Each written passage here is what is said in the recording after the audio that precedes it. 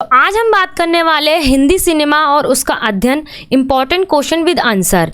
BA programme semester 6 का ये हमारे वेरी इंपॉर्टेंट क्वेश्चंस होने वाले हैं, जिसके अंदर हम सबसे पहले देख लेते हैं कि हमारे चैप्टर्स कौन कौन से हैं जो हमारे एग्जाम में जिनमें से क्वेश्चंस को पूछा जाएगा। तो चलिए सबसे पहले हम अपना सिलेबस यानी कौन कौन से चैप्टर्स हैं उनको देख लेते हैं। तो जो आपकी फर्स्ट यूनिट है यानी इकाई जो 1 है, उसका क्या नाम है आपका, कला विधा के रूप में सिनेमा और उसकी सिद्धांतिकी।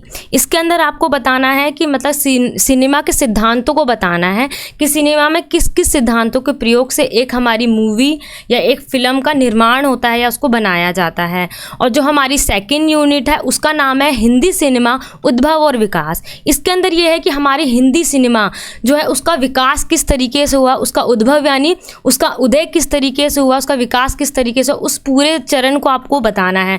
और नेक्स्ट क्या है, जो हमारी थर्ड यूनिट है उसका नाम है सिनेमा में कैमरे की भूमिका।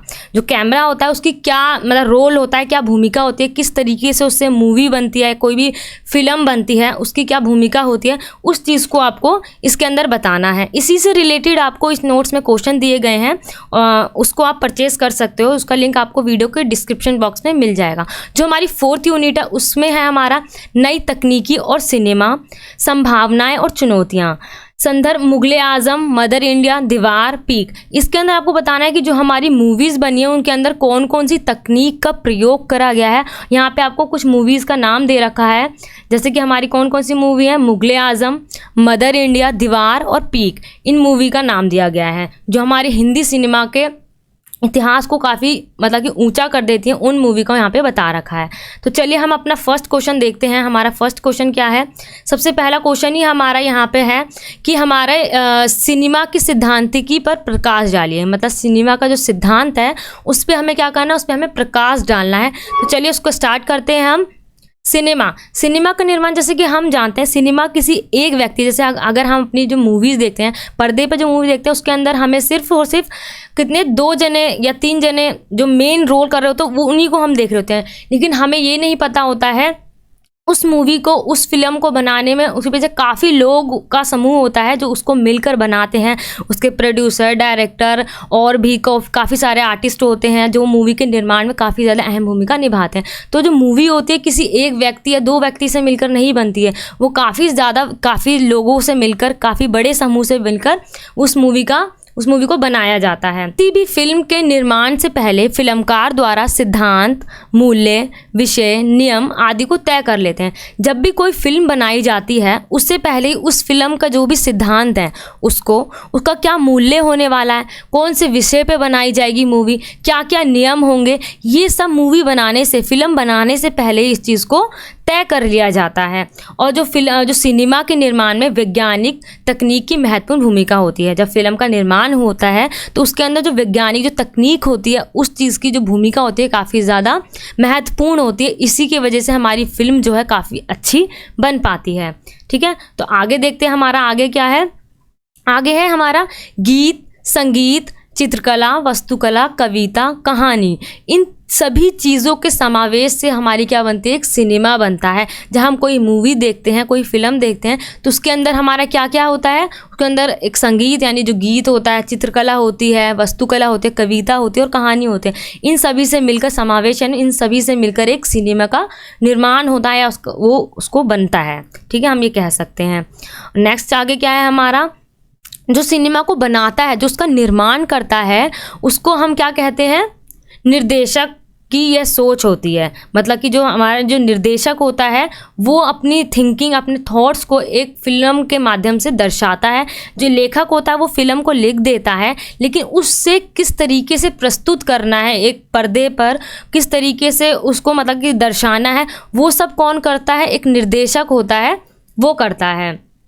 अब जैसे कि आप सभी जानते होंगे कि अगर हम कोई भी अपना बिजनेस स्टार्ट करते हैं या कुछ भी हम कोई नई चीज़ स्टार्ट करते हैं, अगर हम वहाँ पे अपना पैसे को इन्वेस्ट कर रहे हैं, लगा रहे हैं, तो हम क्या चाहेंगे, हमें ज़्यादा से ज़्यादा मुनाफा हो यानी प्रॉफिट हो उससे, और हमारे पास ज़्यादा मतलब कि प्रॉफिट आए, है ना, हम यही सोचते हैं।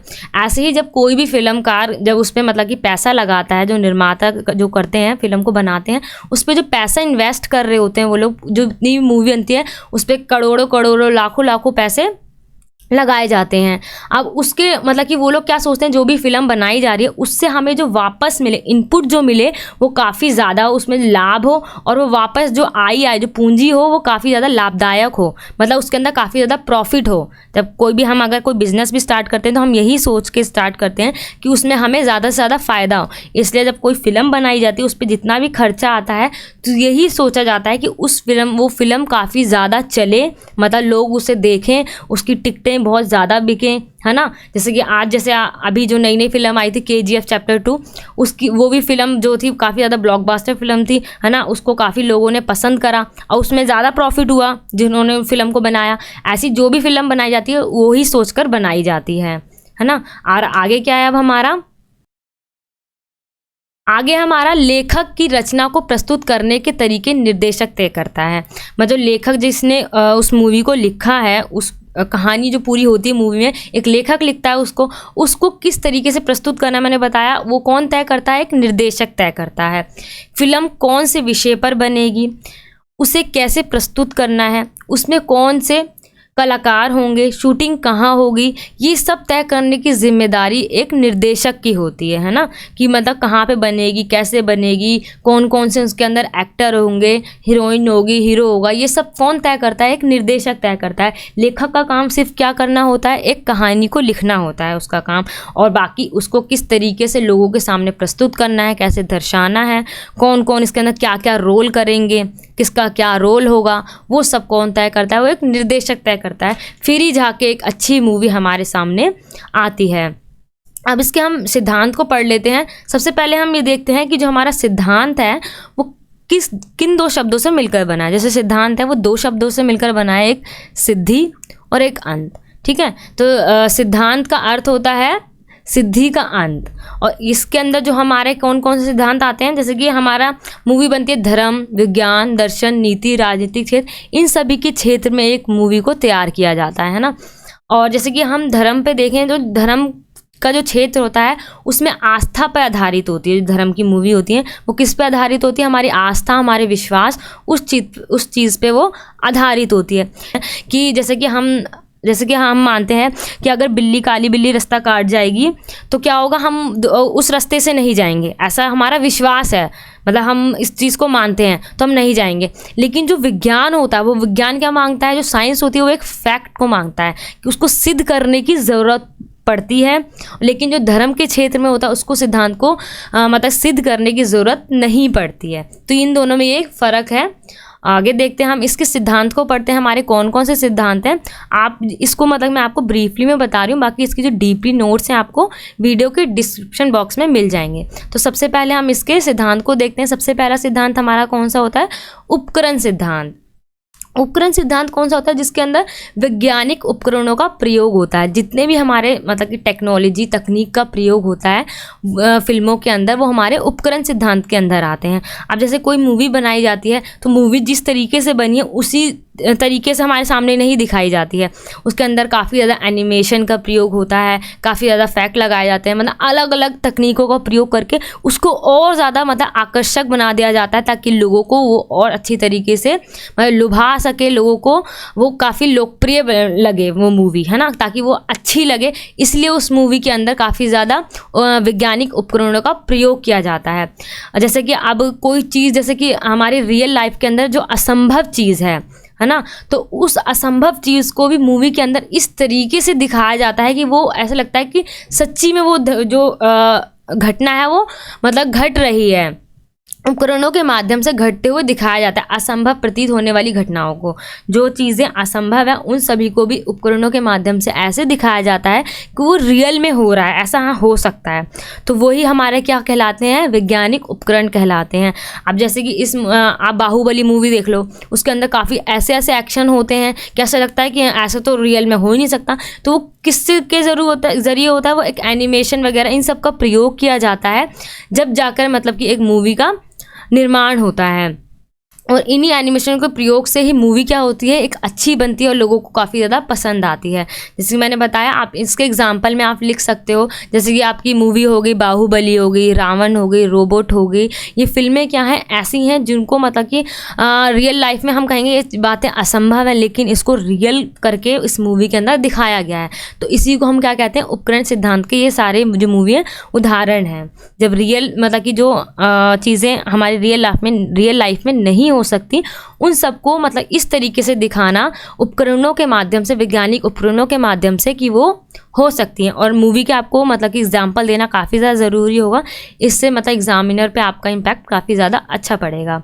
अब आगे देखते हैं हम अपना, हमारा आगे कौन सा एक उपकरण है, पहले इसी की बात करते हैं हम। उपकरण सिद्धांत को विकसित करने का श्रेय लुईस ब्रूडेव को दिया जाता है। मतलब कि इन्होंने ही उपकरण सिद्धांत का आविष्कार करा था, ये सबसे पहले हम कह सकते हैं प्रयोग करा था, इनको ये श्रेय जाता है। जैसे एक क्या थे, एक मार्क्सवादी सिद्धांत को उन्होंने अपनी फिल्मों के अंदर प्रस्तुत किया था। मतलब उपकरण के माध्यम से इस तरीके से दिखाया था, लोग इससे काफ़ी ज़्यादा प्रभावित हुए थे। उन्होंने क्या दिखाया, गरीबी और वंचित वर्ग, दुख, संघर्ष और उसके यथार्थ को प्रस्तुत करने के लिए मतलब लुईस ब्रूडेव ने उपकरण का प्रयोग करा था। मतलब इन्होंने जो लोगों की गरीबी है, मार्क्सवादी सिद्धांत क्या किस पे आधारित होता है, जिसके अंदर सभी चीज़ पे जो मतलब कि गवर्नमेंट का पूरा मतलब कि कंट्रोल होता है उसके अंदर। तो मार्क्सवादी सिद्धांत मतलब इसको कहा, उन्होंने उसके अंदर किसको दिखाया, जो गरीब लोग हैं, जो वंचित वर्ग हैं, जिनको काफ़ी ज़्यादा संघर्ष करना पड़ता है, उसको यथार्थ तरीके से, यथार्थ यानी उसको मतलब बिल्कुल रियल तरीके से प्रस्तुत करना, यथार्थ यानी एकदम असली तरीके से प्रस्तुत करा कि उन्होंने लुईस ब्रूडेव ने किस कौन से सिद्धांत से, वैज्ञानिक उपकरण के सिद्धांत से उन्होंने इसका प्रयोग करा, उस चीज़ को लोगों के सामने दिखाया। आगे क्या है हमारा, लेखक सिद्धांत। मतलब लेखक सिद्धांत के अंदर क्या आएगा, जो हमारा जो लेखक होता है वो कहानी लिखता है, वो है लेखक कहानी लिखकर निर्देशक को सौंप देता है। जो कोई भी राइटर होता है, जब एक पूरी कहानी को लिख लेता है उसको, तो फिर वो किसको दे देता है, एक निर्देशक को दे देता है। फिर वो तय करता है कि उस फिल्म को किस तरीके से लोगों के सामने दिखाना है, कैसे उसको प्रस्तुत करना है। इसके कारण मूल कहानी और फिल्मी कहानी में ज़मीन आसमान का अंतर आ जाता है। मतलब क्या आ जाता है, जो मूल कहानी लिखी गई है, मूल यानी जो बेसिक कॉन्सेप्ट जो लिखा है लेखक ने, उसके अंदर और जो निर्देशक तय करता है उसके अंदर एक ज़मीन आसमान का फ़र्क आ जाता है, अंतर आ जाता है, यानी काफ़ी ज़्यादा मतलब कि फ़र्क आ जाता है। क्योंकि जिस तरीके से कहानी को लिखा गया है उसको और ज़्यादा इंटरेस्टिंग करने के लिए किस तरीके का, कैसे मतलब कि और डायलॉग को किस तरीके से और बोला जाएगा, कौन से एक्टर को चुना जाएगा, वो सब कौन तय करता है, वो हमारा एक निर्देशक तय करता है। इसी वजह से उसके अंदर क्या हो जाता है, ज़मीन आसमान का फ़र्क आ जाता है। आगे क्या है हमारा, फिल्म के अनुकूल कहानी के दृश्य और श्रव्य पक्ष को बदलना पड़ता है। अब क्या, कहानी के ही जैसे जिस तरीके से कहानी है उसी के अकॉर्डिंग क्या करता है निर्देशक जो होता है, उसका जो दृश्य है, उसका जो श्रव्य पक्ष है, मतलब जो सुनने का जो पक्ष है, उसको बदल देता है। ये बदलने की कला ही लेखन सिद्धांत कहलाता है। मतलब कि जो जिस चीज़ को, उस मूल कहानी को जो बदलना है, उसी को हम क्या कहते हैं, लेखक सिद्धांत कहते हैं। मूल कहानी जो लेखक ने लिखी है उसको चेंज कर देना, उसको बदल देना ही हमारा क्या कहलाता है, लेखन सिद्धांत कहलाता है। आगे हमारा क्या है, एक ही कहानी को अलग अलग समय में अलग अलग ढंग से प्रस्तुत की जाती है, ये भी लेखक के सिद्धांत का एक अंग है। मतलब कि जैसे कोई कहानी ऐसी है जिसको मतलब कि हम एक ही चीज़ को काफ़ी अलग अलग तरीके से प्रस्तुत कर रहे हैं। इसका उदाहरण में आप दे सकते हो देवदास मूवी। अब ये देवदास मूवी आपकी शाहरुख खान वाली मूवी नहीं है, ये मतलब कि 1935 की एक मूवी है, काफ़ी पुरानी मूवी है, उसकी बात कर रहा है। मतलब कि इस फिल्म में क्या होता है, फिल्म का नाम लिया जाता है, मतलब कि इस फिल्म का नाम लिया जाता है जब भी लेखन सिद्धांत की बात होती है। हिंदी फिल्मों के इतिहास में देवदास शीर्षक फिल्म का निर्माण कई बार हुआ है और हर बार वह अलग अलग रूप में प्रस्तुत हुआ है। मतलब देवदास के नाम के शीर्षक से फिल्में कई बार बनी हैं, लेकिन जो देवदास का जो पूरा एक्टर होता है उसका मतलब अलग अलग तरीके से उसको प्रस्तुत किया गया है। मतलब हर बार कहानी को अलग तरीके से उस लोगों के सामने दिखाया गया है, ठीक है। और जैसे कि आप हॉलीवुड में वो देख लो, रोमियो जूलियट जो हो गई, उसमें भी काफ़ी ज़्यादा मूवीज़ बनी है, लेकिन हर जगह उस मूवी को अलग अलग तरीके से अलग अलग कहानी के रूप में उसको प्रस्तुत किया गया है, यानी लोगों के सामने दिखाया गया है। अब हमारा नेक्स्ट क्या आता है, हमारा नारीवादी सिद्धांत। नारीवादी सिद्धांत में क्या होता है, जो फिल्मकार होता है, जो फिल्म को बना रहा होता है, वो क्या कर रहा होता है, वो स्त्री के सशक्तिकरण के आंदोलन को मतलब अपनी फिल्मों के का विषय बनाता है। जैसे कि हम जानते हैं काफ़ी पुराने समय में क्या होता था कि स्त्रियों को क्या पुरुष के मुकाबले काफ़ी कम दर्जा दिया जाता था, मतलब उनको इतने राइट्स यानी उनको इतने अधिकार नहीं दिए जाते थे जितने एक मैन यानी पुरुषों को दिए जाते थे। स्त्रियों को काफ़ी दबाकर घर में रखा जाता था, सिर्फ उनको घर के कामों तक ही सीमित समझा जाता था। उनको शिक्षा का अधिकार, उनको बोलने का अधिकार, बाहर जाने का अधिकार, ये सबसे वंचित रखा गया था, मतलब कि अलग रखा गया था। उनको इस का कोई भी अधिकार नहीं था। अब उन पे घरों में अत्याचार होते थे, उन पे शोषण किया जाता था, उनको मारा जाता था। अब इन सब को मतलब कि क्या हुआ, जब फिल्मों का निर्माण होना स्टार्ट हुआ, जो फिल्म के निर्देशक हैं उन्होंने क्या करा, नारियों के जो अधिकार हैं उनकी बात करी अपने फिल्मों के अंदर, उनके जो अत्याचार हैं उनको दिखाया अपनी फिल्मों के माध्यम से। काफ़ी ज़्यादा ऐसी मूवी बनती हैं जिसको क्या दिखाया जाता है, उसमें स्त्रियों के अधिकारों को दिखाया जाता है ताकि लोगों में जागरूकता आए, लोगों को भी समझ में आए कि स्त्री और पुरुष में कोई फ़र्क नहीं है, दोनों ही इक्वल है, उनमें समानता लाई जाए। उनके मतलब कि उनकी शिक्षा की बात करी जाती है ना, उनको पढ़ाने की बात करी जाती है। ये सब किसके वजह से हुआ है, हमारी फिल्मों के वजह से हुआ है कि लोगों ने इतना ज़्यादा मतलब कि महिलाओं को या लड़कियों को पढ़ाने लिखाने, और पहले तो इंडस्ट्री में भी नहीं जाने दिया जाता, अब उसमें भी वो आसानी से जा सकते, किसी भी क्षेत्र में आसानी से वो लोग जा सकते हैं। नारियों को भी वही सम्मान दिया जाता है आज के समय में जो पुरुषों को दिया जाता है। नारीवादी फिल्म सिद्धांत की सूची में केरल जे क्लोवर, एलिजाबेथ कोइवर, बराबर, क्रीड आदि का नाम मतलब जो आदर से लिया जाता है। ये ऐसी फिल्में हैं जिनको मतलब कि नारीवादी फिल्मों के नाम से जाना जाता है। इनका मतलब जब भी नारीवादी फिल्मों का नाम लिया जाता है, इन्हीं फिल्मों का नाम लिया जाता है, काफ़ी आदर से लिया जाता है। इन फिल्मों का निर्माण सिर्फ और सिर्फ किसके लिए हुआ था, नारियों के लिए हुआ था। नारियों का जो शोषण है, उनका अत्याचार है, उनको दिखाने के लिए, लोगों में जागरूकता लाने के लिए, महिलाओं के सम्मान की बात करी गई थी इन फिल्मों के अंदर। नारीवादी फिल्म सिद्धांत के अनुसार क्या होता है, फिल्मों में नारी को अलग अलग दृष्टिकोण से चित्रित करने की कोशिश की गई है, मतलब कि उन लोगों को नारियों को अलग अलग तरीके से दिखाया जाता है। फिल्म निर्देशक स्त्री सशक्तिकरण को अलग ढंग से मतलब चित्रित करता है, मतलब काफ़ी अलग अलग तरीके से उनको चित्रित करता है, यानी उनको दिखाता है और उनके जो मतलब कि अधिकारों की बात करता है। नेक्स्ट हमारा क्या आता है, हमारा परंपरागत फिल्म सिद्धांत। परंपरागत यानी जो हमारी शुरू से चली आ रही फिल्में हैं। परंपरा का मतलब क्या होता है, जो काफ़ी वर्षों पुरानी फिल्मों की जो परंपरा है वो चली आ रही, उसके अंदर ये होता है। जैसे कि फिल्मों के अंदर प्रेम, संगीत और जो चीज़ हैं ये मतलब रहती हैं। आज के समय में जैसे क्या होता है, कोई भी ऐसी फिल्म नहीं होती है जिसके अंदर संगीत ना हो, प्रेम भाव ना हो, और लोगों में मतलब कि प्रेम दिखाया जाता है आपस में, मतलब लड़की लड़के के प्रेम को दिखाया जाता है। इस सब चीज़ों को मतलब एक सिद्धांत माना गया, एक परंपरागत सिद्धांत है। इस चीज़ का प्रयोग होता ही होता है हर मूवी में, है ना। कोई भी मूवी होती है मतलब कि एक लव स्टोरी को ज़रूर दिखाया जाता है, एक प्रेम को, और उस मूवी में गीत और संगीत तो ज़रूर होता है। उसके बिना मूवी हम क्या कह सकते हैं, एक अधूरी सी लगती है हमें। तो ये क्या होगी, हमारी परंपरागत सिद्धांत हो गया, जिसके द्वारा एक मूवी बनती है और लोगों को काफ़ी ज़्यादा पसंद आती है। अब नेक्स्ट हमारा क्या है, मार्क्सवादी फिल्म का सिद्धांत। मार्क्सवादी फिल्म के सिद्धांत जो होते हैं हमारे, वो दो भागों में मतलब बांटे जाते हैं, एक शोषक और एक शोषित, या बुर्जुआ और सर्वहारा। सर्वहारा वर्ग वो होते हैं और बुर्जुआ वर्ग वो होते हैं जिन पे शोषण हो रहा है, जिन पे अत्याचार हो रहा है, ठीक है, उनको। और शोषक यानी जो शोषण कर रहा है नहीं, जैसे कि एक अत्याचार करने वाला और जिस पे अत्याचार हो रहा है वो। तो मार्क्सवादी जो समाज है उसको दो भागों में बांटा गया हमारे, एक शोषक यानी जो अत्याचार कर रहा है, और जो शोषित हो रहा है जो सर्वहारा वर्ग है, यानी आप किसान वगैरह कह सकते हो, उन पर काफ़ी ज़्यादा अत्याचार वगैरह होता है वो। तो हमारे यहाँ वो कौन सा वर्ग हो गया, हमारा सर्वहारा वर्ग हो गया। तो उन पर अत्याचार हो रहा है और शोषक क्या कर रहा है, उन पर अत्याचार कर रहा है।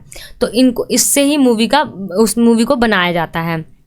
हिंदी फिल्मों का केंद्रीय विचार है, और जो ये चीज़ है, जैसे कि काफ़ी सारी मूवी में ऐसा दिखाया जाता है कि किसानों वगैरह पे काफ़ी ज़्यादा अत्याचार हो रहा है, महिलाओं पे अत्याचार हो रहा है ना। और कौन कर रहा है, वो जो पूंजीवादी लोग हैं, जो अमीर लोग हैं, वो लोग उन पे अत्याचार कर रहे हैं। तो वो जो ये विचार रहा है, जो ये सिद्धांत रहा है, वो क्या हुआ है, हमारे हिंदी फिल्मों का एक केंद्रीय विचार रहा है, केंद्रीय बिंदु कह सकते हैं हम, केंद्रीय बिंदु रहा है। फिल्म निर्माताओं में सरगोई ने सबसे पहले मार्क्स के विचारों को फिल्म में ढालने का प्रयोग किया था। अब सबसे पहले ये लाइन आपको लिखनी पड़ेगी कि सबसे पहले इस सिद्धांत का प्रयोग किसने करा था, मार्क्स के विचारों को किसने फिल्म में मतलब कि ढालने का शुरुआत करी थी, वो कौन है, हमारे सरगोई। ठीक है, इनका नाम आपको याद रखना है। अब आगे हमारा क्या है, दार्शनिक फिल्म सिद्धांत। ठीक है, दार्शनिक फिल्म सिद्धांत। दर्शन शास्त्र वह ज्ञान है जो परम सत्य और प्राकृतिक सिद्धांत की व्याख्या करता है। इसके अंदर क्या होता है, जो हमारा परम सत्य है, जो बिल्कुल सत्य पे आधारित हो और प्राकृतिक सिद्धांतों की व्याख्या यानी उसको बताता हो, वैसी फिल्में हमेशा ही सत्य, मतलब कोई भी फिल्मों में कभी भी ऐसा तो नहीं होता कि मतलब बुराई का साथ दिया जा रहा हो। फिल्मों में की जो एंडिंग होती है हमारी, हमेशा अच्छाई की जीत के साथ होती है ना। हमेशा क्या होता है, जो अच्छे लोग होते हैं उन्हीं को ज़्यादा दिखाया जाता है, उन्हीं को ज़्यादा मतलब फोकस करके रखा जाता है। हमेशा अच्छाई और सच्चाई को मतलब केंद्र बिंदु बनाकर चला जाता है ना। और उसके अंदर सेवा, कर्तव्य, देश प्रेम, ऐसी भावनाओं को उसके अंदर डाला जाता है, चित्रित किया जाता है, यानी व्याख्या करी जाती है, और जो लोगों को काफ़ी ज़्यादा प्रभावित करती है। जो दर्शक होते हैं, मूवी देखने वाले जो लोग होते हैं, उन लोगों को काफ़ी ज़्यादा क्या करती है, उनको प्रभावित करती है वो, है ना। क्योंकि ऐसी फिल्में लोगों को पसंद आती है, वो उनको मतलब कि अंदर से टच कर जाती है। जैसे काफ़ी ऐसी मूवी होती है ना कि हम अपने आप से उसको रिलेट कर पाते हैं, है ना, कि हाँ ऐसा हो सकता है। तो जो परम सत्य पर आधारित हो, सेवा हो, देश प्रेम हो, मानवता पे आधारित हो, सेवा पे आधारित हो, इन सबको मतलब कि आधार बनाकर फिल्मों का निर्माण किया जाता है, जो लोगों को काफ़ी ज़्यादा प्रभावित करती है और लोग उसे काफ़ी ज़्यादा पसंद भी करते हैं ऐसी मूवीज़ को।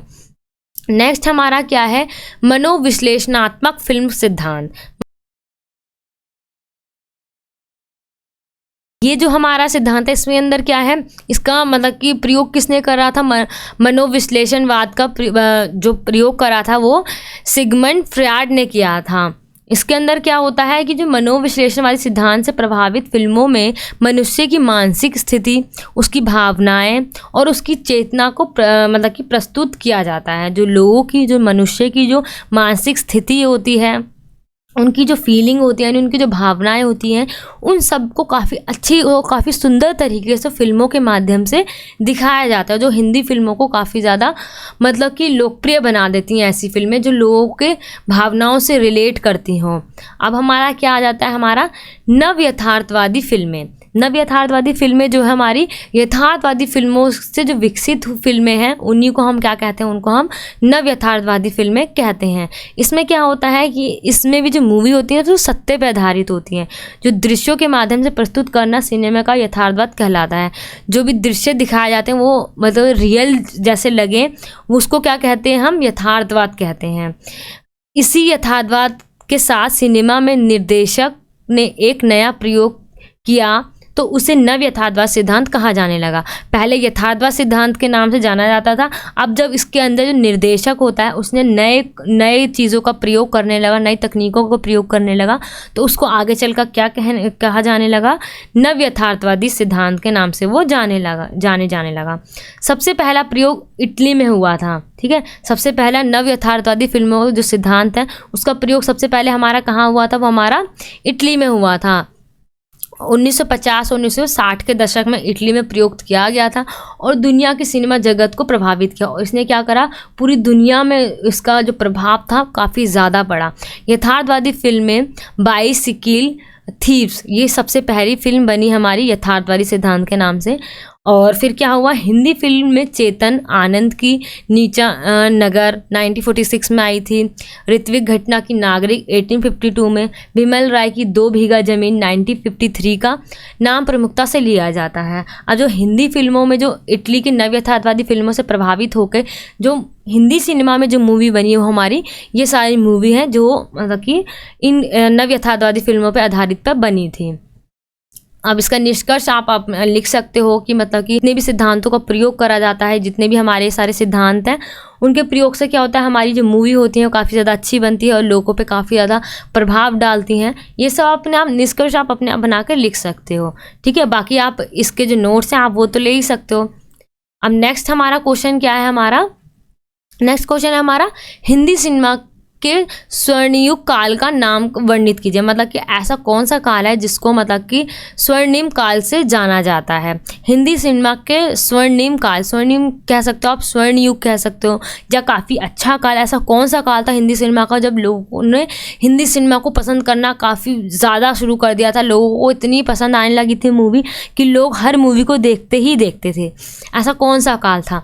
अब वो काल कौन सा था? 1951 से लेके 1960 का जो दशक था हमारा, वो हमारा स्वर्णिम युग के रूप में याद किया जाता है, क्योंकि इस समय में हमारी जो मूवी बनी थी वो हमारी मुगले आज़म, मदर इंडिया, प्यासा, कागज़ के फूल, 2 बीघा ज़मीन, आवारा और 2 आँखें, 12 हाथ जैसी कालजाई फिल्मों का निर्माण हुआ था। मतलब ये सारी ऐसी फिल्में हैं जिनके निर्माण से क्या हुआ, इस समय ये ऐसी फिल्में बनी कि जो 1950 से लेकर 1960 का जो दशक था उसको हम क्या कहने लग गए, हिंदी सिनेमा का स्वर्णिम नाम से जाने लगा, क्योंकि ये इन फिल्मों ने इतिहास रच दिया हिंदी सिनेमा के अंदर। ये फिल्में इतनी ज़्यादा लोकप्रिय हुई कि लोगों ने इसको एक से ज़्यादा बार देखा, काफ़ी ज़्यादा बार इन फिल्मों को देखा गया। इनके गानों को इतना पसंद करा गया। इनके जो संगीतकार थे, जो गीतकार थे, वो कौन कौन से थे हमारे? लता मंगेशकर जी थी, रफ़ी साहब, आशा भोसले, किशोर दा, मुकेश। इनके गानों ने इतना लोगों पर प्रभाव डाला कि लोगों के ज़ुबान पर सिर्फ इन्हीं के गाने, इन्हीं की संगीतों का मतलब कि रहता था कि वो लोग हर दिन इन्हीं गानों को गाया करते थे। इन मूवीज़ को इतना ज़्यादा पसंद करा गया कि इन मूवी को सिर्फ हमारे भारत के ही अंदर, मतलब कि भारत के अंदर सिर्फ पसंद नहीं किया गया था, इन मूवी को बाहर के देशों में भी काफ़ी ज़्यादा पसंद किया गया था। इसीलिए हम कह सकते हैं कि जैसे हमारी मुगले आज़म, मदर इंडिया जैसी जो मूवी है, उन्होंने हिंदी सिनेमा के इतिहास को रच दिया। अब आगे क्या है हमारा? सत्यजीत रे, विमल राय, गुरुदत्त, महबूब खान, संतराराम के आसिफ, त्रिवेदी घटक के मृणलाल सेन जैसे महान फिल्मकार ने अपनी निर्मित फिल्मों से क्या कर दिया, भारतीय सिनेमा जगत में अंतर्राष्ट्रीय स्तर पर विशिष्ट पहचान बना दी। अब ये ऐसे फिल्मकार थे जिन्होंने इन फिल्मों का निर्माण करा और इनकी फिल्मों ने क्या करा, भारतीय सिनेमा जगत को अंतर्राष्ट्रीय स्तर पर एक विशिष्ट यानी एक स्पेशल जगह दी, पहचान दी, विशिष्ट जगह दी। ये सारे इनके नाम है जो हमारे फिल्मकार हैं जिन्होंने इन फिल्मों का निर्माण करा। ठीक है। अब इन फिल्मों में जैसे कि हमारे यश चोपड़ा, मनमोहन देसाई, विजय आनंद, ऋषिकेश मुखर्जी, शक्ति जैसे ये जो फिल्मकार हैं, इन्होंने क्या करा था, इंडस्ट्री में कदम रखा था। इन्होंने नए ये लोग आए थे, इन्होंने नई फिल्मों का निर्माण करना शुरू करा था। ठीक है। अब आगे देखते हैं हम इसके अंदर हमारे जो हिंदी सिनेमा में, बाकी आपको मैं जो मेन बातें उन सबको बता रही हूँ, जो मेन आपको मतलब लिखनी है एग्ज़ाम में। इससे क्या होगा, ऐसी जो हाईलाइट जो पॉइंट हो रखे हैं उसकी PDF आपको वीडियो के डिस्क्रिप्शन बॉक्स में मिल जाएगी। इससे आप सिर्फ इन हाईलाइट्स पॉइंट को भी पढ़कर अगर जाते हो तो आप एग्ज़ाम में काफ़ी अच्छा पेपर अपना लिख के आओगे। ठीक है। इससे एग्जामिनर को लगेगा कि हाँ, स्टूडेंट को यानी बच्चे को कुछ आता है और उन्होंने काफ़ी अच्छा अपना आंसर को लिखा है।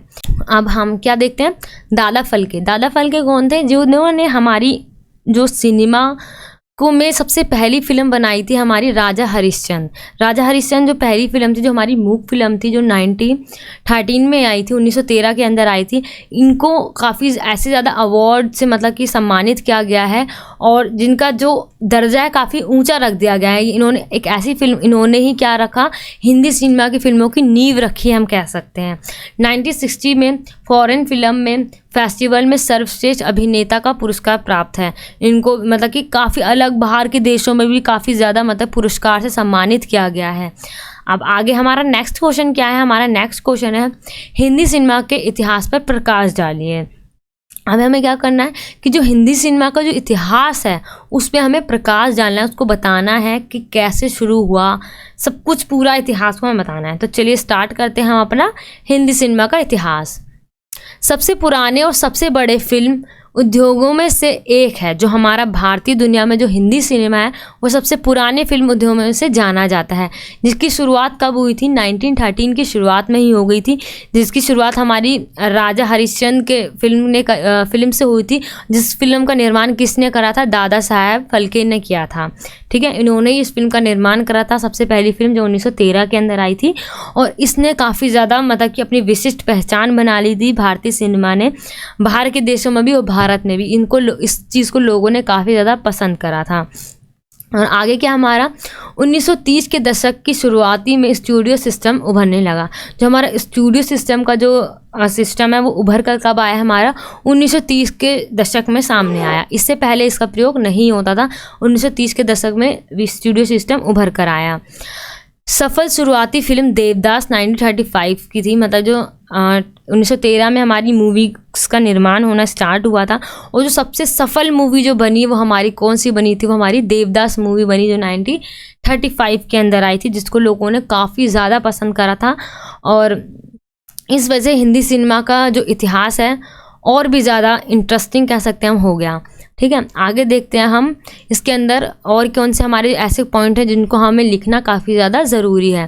जैसे कि हमारी हिंदी सिनेमा का अगला उल्लेखनीय दौर राज कपूर, बिमल राय और गुरुदत्त जैसी हस्तियों से जुड़ा है।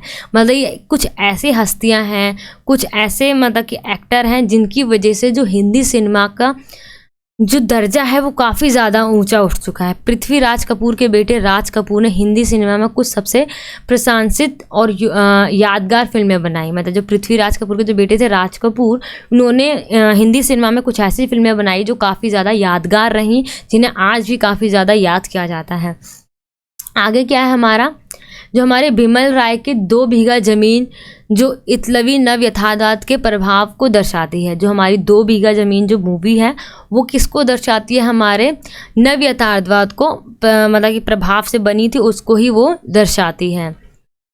आगे हमारा आता है कि मतलब कि जो फिल्मों का जो इतिहास है वो काफ़ी ज़्यादा इंटरेस्टिंग रहा है, यादगार रहा है। इसी की वजह से मतलब काफ़ी ऐसी ज़्यादा मुगले आज़म हो गई, मदर इंडिया हो गई, इन पे जो आधारित मूवीज़ बनी उन्हें लोगों ने काफ़ी ज़्यादा पसंद करा। इस वजह से क्या हुआ कि हिंदी सिनेमा का इतिहास इतना लंबा बन गया कि इसे लोगों को पढ़ाने के लिए मतलब कि ज़ोर दिया जाने लगा कि इसको पढ़ना चाहिए, इसके बारे में हमें पता होना चाहिए। अगर हम इसके बारे में नहीं जानेंगे तो हमें पता नहीं चलेगा जो हमारा बॉलीवुड है वो कहाँ से आया, कैसे उसकी शुरुआत हुई। तो इसको सबसे पहले हम यहाँ पे अपना पॉइंट देखते हैं, भारतीय वाणिज्य सिनेमा। भारतीय वाणिज्य सिनेमा में इसके अंदर क्या है हमारा, इसके अंदर व्यवसाय, वाणिज्य का मतलब क्या होता है, व्यापार, व्यवसाय करना। इस पे आधारित जो सिनेमा बनी, मतलब जो मूवीज़ बनी, वो व्यावसायिक या लोकप्रिय सिनेमा न केवल हिंदी में बल्कि पूर्व और दक्षिण भारत की कई अन्य क्षेत्रीय भाषाओं में भी बनाया जाता है। जो व्यवसाय फिल्में होती हैं, जो वाणिज्य से रिलेटेड आधारित जो फिल्में होती हैं, वो सिर्फ और सिर्फ हिंदी में ही नहीं बल्कि पूर्व के मतलब कि जो भारत के पूर्व के जो क्षेत्र उनमें भी, साउथ में भी इनका मतलब कि अन्य भाषाओं में भी इन मूवीज़ को बनाया जाता है।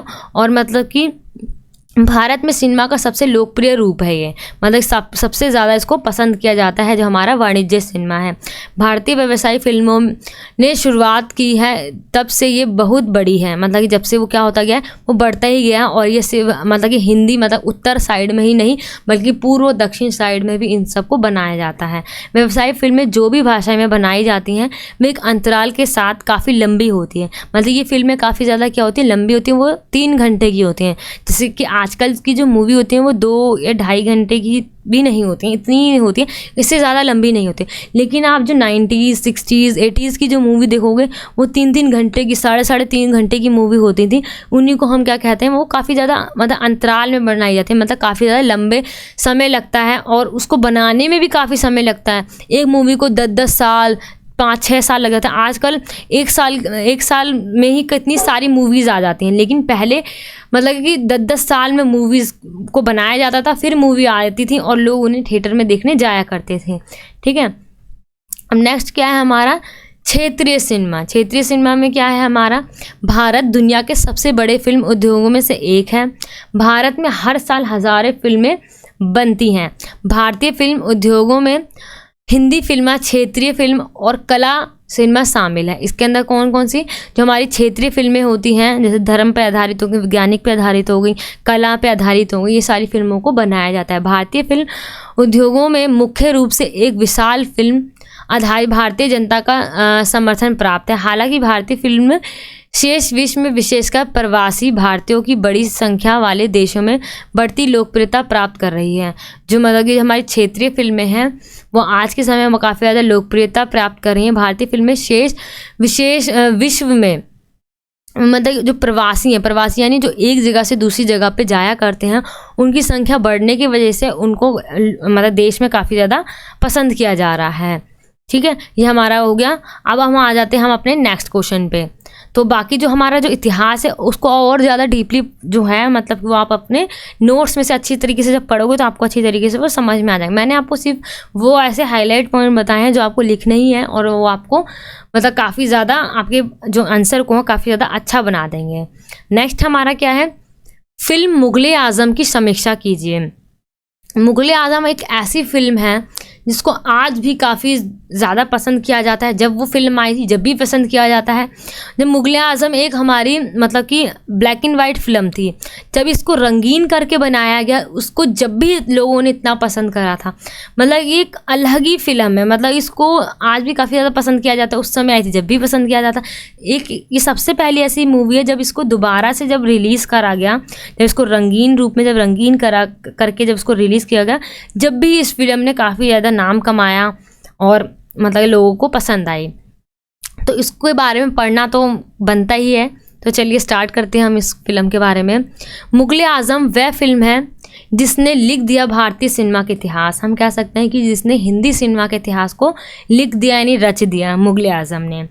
ये जो मुगले आज़म मूवी है वो हमारे मतलब मुग़ल टाइम पीरियड की मूवी है। मतलब इसके अंदर सलीम और अनारकली की जो मोहब्बत होती है, जो उसका प्यार होता है, उस चीज़ को यहाँ पे हम मतलब दिखाया गया है इस मूवी के अंदर कि किस तरीके से वो एक दूसरे से इतना प्यार करते हैं, लेकिन फिर भी एंड में वो मिलते नहीं हैं। जैसे अगर आपने मूवी देखी होगी तो आपको स्टोरी पता ही होगी, अगर नहीं देखी है तो ज़रूर देखना, काफ़ी अच्छी मूवी है ये। तो इसने जो इस मूवी है इसने क्या रच दिया हमारे हिंदी सिनेमा का इतिहास को रच दिया। हिंदी सिनेमा का जिक्र होता है जब बड़ी फिल्में बनाने की बात होती है तो उन फिल्मों का जिक्र ज़रूर होता है जिन्होंने हिंदी सिनेमा का इतिहास को रच दिया है, जिन्होंने हिंदी सिनेमा की पहचान बदल कर रख दी है। इन्हीं की वजह से हिंदी सिनेमा को आज इतना ज़्यादा सिर्फ इंडिया में नहीं बाहर की कंट्रीज़ में भी इतना ज़्यादा पसंद किया जाता है। जब तक हिंदी सिनेमा रहेगा हमारा, जब तक क्या रहेगा, मुगले आज़म का जिक्र होता रहेगा। जब तक हिंदी सिनेमा मतलब इंडस्ट्री रहेगी, जब तक मुगले आज़म का जिक्र होता रहेगा, इसको याद करते रहेंगे। ठीक है, इसके बारे में हमें अब इसकी समीक्षा करनी है, कैसे इस मूवी को बनाया गया, कैसे इस मूवी को मतलब लोगों ने इतना पसंद करा, इसके अंदर ऐसी क्या खासियत थी कि लोगों ने उसको आज तक इतना पसंद करते हैं लोग इसको। तो सबसे पहले हम इसके हिस्टोरिकल बैकग्राउंड पे जाते हैं कि इसकी शुरुआत कैसे हुई थी। तो इसकी जो इस मूवी को बनाने वाले का नाम था आसिफ करके, एक डायरेक्टर थे, उन्होंने इस मूवी को बनाया था। ये यहाँ पे आपकी एक अलग मतलब मीर ताज मोहम्मद की एक मतलब कि यहाँ पे एक पूरी कहानी को लिख रखा है, जो दिलीप कुमार के, जो हमारे दिलीप कुमार जो हीरो हैं उनके एक दोस्त थे, मित्र थे बचपन के, उनके बारे में उनकी कहानी बताई गई है कि किस तरीके से वो मिलते हैं, उनके घर पे जाते हैं। लेकिन इनको मूवीज़ के अंदर मतलब कि वो जो फिल्म इंडस्ट्री है, जो हिंदी सिनेमा को एक नौटंकी समझते थे, वो उनके लिए उसका कोई मायने नहीं था, उसको कुछ मानते नहीं थे। और जो मीर ताज मोहम्मद है उन्हीं के बेटे जो शाहरुख खान हैं, उनके बेटे हैं ये, जो आज हमारे बॉलीवुड में किंग के नाम से जाने जाते हैं, उन्हीं के बेटे हैं ये। लेकिन सिनेमा को बिल्कुल पसंद नहीं करते, तो आज खास शाहरुख खान को मतलब बॉलीवुड को ही शाहरुख खान से जाना जाता है, हम कह सकते हैं। तो इनकी यहाँ पे कहानी बताई गई है, कैसे मिलते हैं, कैसे इनकी बातचीत होती है। तो ये तो आपकी कहानी, आप इसको लिखते हो तो ठीक है, बाकी आपको जो लिखना मेन है वो यहाँ से है। मुगले आज़म शानदार, बेमिसाल और लाजवाब सिनेमा का इतिहास याद किया जाता है। जब भी मतलब कि सिनेमा के इतिहास को याद किया जाएगा तो मुगले आज़म को भी याद किया जाएगा, और तब तक फिल्म का नाम जुबान से निकलता रहेगा, मतलब कि हम इसको याद करते ही रहेंगे। मतलब इस तरीके से इसकी तारीफ़ की गई है कि इसको एक बार देखना तो ज़रूर बनता है। ठीक है, ये फिल्म मुगले सल्तनत के शाहजहाँ, सलीम और एक मामूली सी कनीज़ यानी कह सकते हो आप जो वहाँ पे काम करने वाली होती है ना, अनारकली की अधूरी मोहब्बत की दास्तां है। मतलब इनकी अधूरी पूरी नहीं हो पाती है, एक अधूरी दास्तां है। जैसे कि आपने सुना ही होगा कि अनारकली को दीवार में चुनवा दिया जाता है अकबर द्वारा, तो इस मूवी में इसी चीज़ को पूरी तरीके से दिखाया गया है। जो मुगले आज़म जो सलीम है उनकी मोहब्बत और अनारकली की मोहब्बत को एक अधूरी दास्तां है, इसको लोगों ने काफ़ी ज़्यादा पसंद करा। मोहब्बत की मूवी है ना, इसीलिए इसको लोगों ने काफ़ी ज़्यादा पसंद करा। दोनों ही मोहब्बत के बीच खड़ी हो जाती हैं, मुग़ल आज़म की आन बान शान और शाहजहाँ अकबर। जब ये दोनों एक दूसरे से इतनी मोहब्बत करते थे, लेकिन इसके बीच में, इन दोनों की मोहब्बत के बीच में क्या आ जाता है, मुग़ल सल्तनत की जो आन बान शान थी वो चीज़ खड़ी हो जाती है।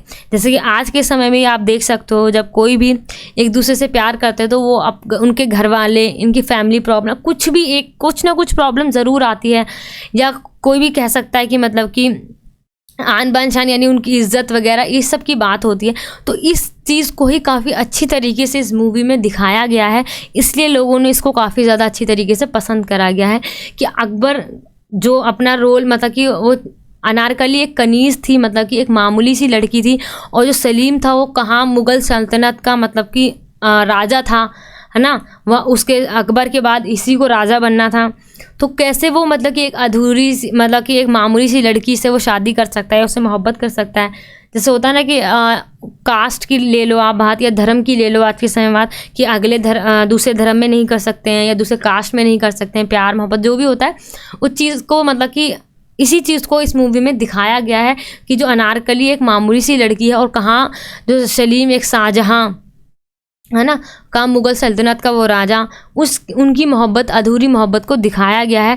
इसी को अकबर ने मतलब पूरा नहीं होने दिया। अकबर ने जो कहते हैं कि जो अनारकली होते हैं उसको दीवार में चुनवा देते हैं, लेकिन इस मूवी के एंड में दिखाया गया है कि अनारकली को मतलब कि एक पीछे के रास्ते से भेज देता है, लेकिन उनकी मोहब्बत पूरी नहीं हो पाती, वो अधूरी रह जाती। उस चीज़ को दिखाया गया है कि इन दोनों की मोहब्बत के बीच में क्या आ जाती है, जो मुग़ल सल्तनत की आन बान शान जो होती है वो आ जाती है। आगे क्या है, हिंदी सिनेमा की सबसे बड़ी फिल्म बनाने के बारे में सोचा वह थे करीमुद्दीना आसिफ, जिन्हें लोगों ने आसिफ के नाम से जाना। जिन्होंने इस मूवी का निर्माण करा वो कौन थे, इनका पूरा नाम क्या था, करीमुद्दीना आसिफ। अब इनको लोग किस नाम से जानते हैं, आसिफ के नाम से जानते हैं। उन्होंने ही इस मूवी को मतलब बनाने की सोची। उन्हें इस मूवी से इतना प्रेम था कि वो चाहते थे कि अगर उनकी जान भी दांव पे लगा दी जाए फिर भी वो इस मूवी को बना के रहेंगे। जो इस मूवी की शुरुआत कर दी गई थी 1944 में ही हो गई थी, लेकिन किसी वजह से इस मूवी को इस समय ही मतलब कि नहीं बनाया जा सका। इसको आज़ादी के बाद 1960 के समय में इस मूवी को मतलब रिलीज़ करा गया, जब बनाया गया, जब लोगों ने इसको काफ़ी ज़्यादा पसंद करा गया। और इस 1944 में इस मूवी को बनाने के लिए सबसे पहले किसको कास्ट किया गया था, चंद्रमोहन सापू और नरगिस को कास्ट किया गया था। लेकिन उस वक्त मुग़ल आज़म को फाइनेंस कर रहे शहराज अली आज़ादी के बाद पाकिस्तान में जाकर बस गए थे। तो वो कहाँ चले गए, जब पार्टीशन हुआ इंडिया का तो वो पाकिस्तान में चले गए। इस वजह से, और जो इसके अभिनेता थे, जो मतलब मेन कास्टिंग करने वाले हीरो थे चंद्रमोहन, उनको दिल का दौरा आने की वजह से उनकी मौत हो जाती है। इन्हीं कारणों की वजह से इस मूवी को उस समय उसकी शूटिंग को क्या कर दिया गया था, बंद कर दिया गया था, जिस वजह से उस मूवी को नहीं बनाया गया। लेकिन जो आसिफ थे जिन्होंने इस मूवी को बना रहे थे, उनके अंदर इतना बड़ा जुनून था इस मूवी को बनाने में कि उन्होंने इसको बनाने के लिए फिर से कोशिश करी। उन्होंने कहा कि नहीं, मैं दोबारा से इस मूवी को बनाऊंगा। फिर से उन्होंने हीरो हीरोइन को चुना, फिर से इस मूवी को बनाया। अब क्या हुआ, इस मूवी के अंदर जो इन्होंने अकबर के बादशाह का जो रोल करा है वो कौन थे, पृथ्वीराज कपूर। ठीक है, उन्होंने इस मूवी को जो अकबर का रोल करा इन्होंने करा। और आज भी जब भी अकबर के रोल की बात होती है, ठीक है, जब अकबर की हम याद करेंगे तो क्या होता है कि ज़्यादा लोगों के मन में, जैसे कि आपके पेरेंट्स के मन में भी जो अकबर का रोल का नाम आएगा तो उस समय में पृथ्वीराज कपूर का मतलब जो चेहरा है वही आएगा सामने। अब आगे क्या है, हमारा दिलीप कुमार ने और उनके उम्दा अभियान ने उन्हें उस सदी का महानायक का खिताब दिया। मतलब उन्होंने सलीम का रोल को इतनी बखूबी, इतनी अच्छी तरीके से निभाया कि उनको महानायक का खिताब दे दिया गया था उस समय के लिए। उन दिनों दिलीप कुमार और मधुबाला की नज़दीकियों के किस्सों से अखबार और मैगज़ीन भरे रहते थे। मतलब कि जैसे होता है ना, हीरो हीरोइन की जो भी एक्टर होते हैं उनके कुछ भी नज़दीकियों की बात होती है तो जैसे हम देखते हैं कि पूरे सोशल मीडिया पे उन्हीं की खबरें होती हैं, वैसे उस समय में दिलीप कुमार जी और जो मधुबाला थी उनके नज़दीकियों की बात अखबार और मैगज़ीन में मतलब कि चर्चित पे थी, और इसी वजह से मधुबाला को उनकी हीरोइन का रोल दे दिया।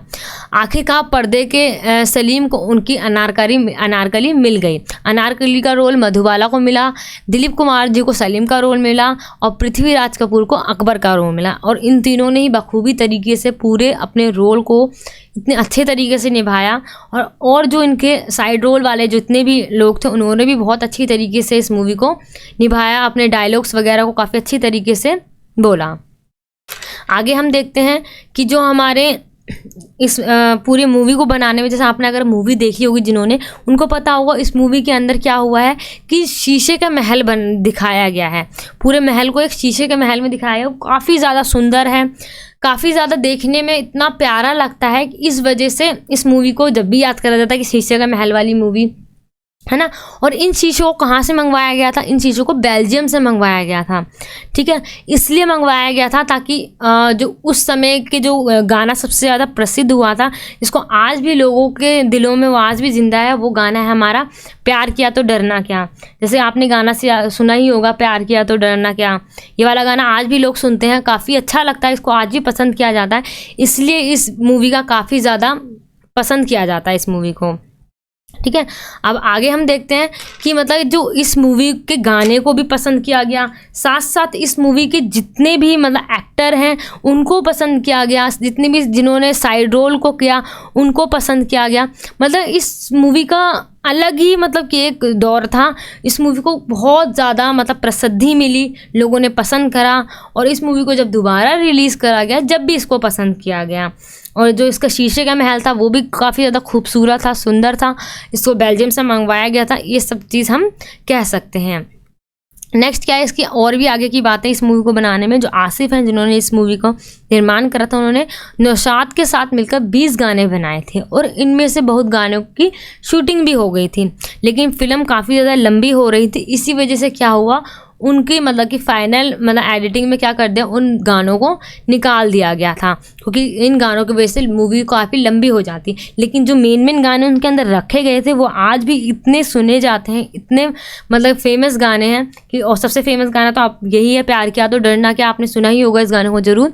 तो इस तरीके से इस मूवी को मतलब काफ़ी अच्छे तरीके से, काफ़ी ज़्यादा परेशान जो आसिफ हैं जिन्होंने मूवी को निर्माण करा था, उन्होंने काफ़ी ज़्यादा कठिनाइयों को सामने करने के बाद इस मूवी को निर्माण करा। लेकिन उन्होंने इतनी ज़्यादा प्रसिद्धि प्राप्त करी, उनको खुद भी नहीं पता था।